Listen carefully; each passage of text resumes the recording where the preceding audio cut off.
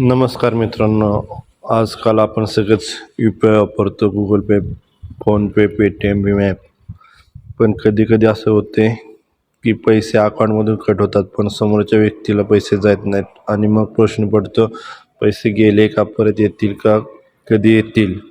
आजच्या व्हिडिओमध्ये आपण यू-पी-आय ट्रान्झॅक्शन फेल्ड झाल्यावर पैसे कधी आणि कसे परत येतात याची पूर्ण माहिती आपल्या सोप्या भाषेत पाहणार आहे.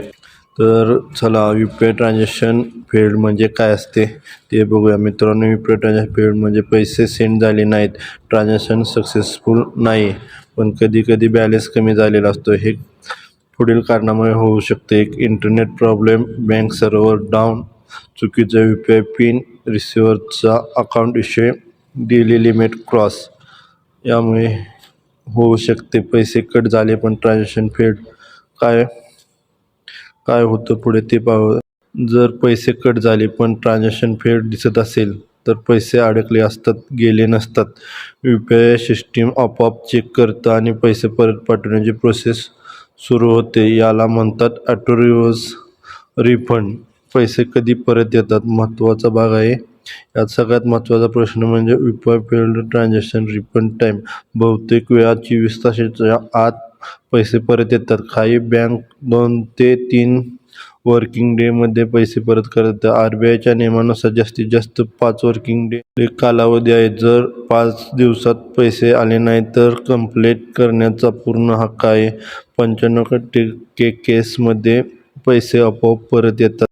गुगल पे, फोनपे आणि पेटीएम मध्ये स्टेटस कसा चेक करायचा हे तुम्ही पैसे परत येतात का नाही हे चेक करू शकता. एक ॲप ओपन करा, ट्रान्झॅक्शन हिस्ट्रीमध्ये जा, फेल्ड आणि पेंडिंग ट्रान्झॅक्शन ओपन करा आणि स्टेटस पहा, फेल्ड, पेंडिंग आणि रिव्हर्स. जर रिव्हर्स दिसत असेल तर पैसे परत आले आहेत.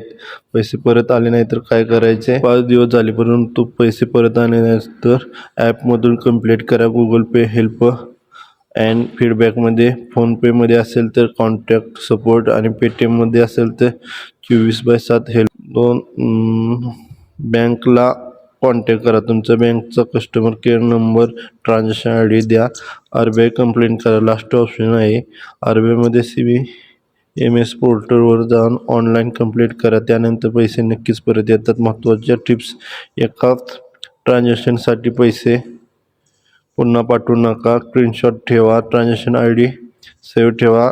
पॅनिक होऊ नका. यू-पी-आय सिस्टीम सुरक्षित आहे. तर मित्रांनो, यू-पी-आय ट्रान्झॅक्शन फेल्ड झाला म्हणजे पैसे गेले असे नाही. थोडा वेळ द्या, पैसे नक्की परत येतात. जर हा व्हिडिओ उपयोगी वाटत असेल तर लाईक करा, शेअर करा आणि चॅनेलला सबस्क्राईब करायला विसरू नका. धन्यवाद.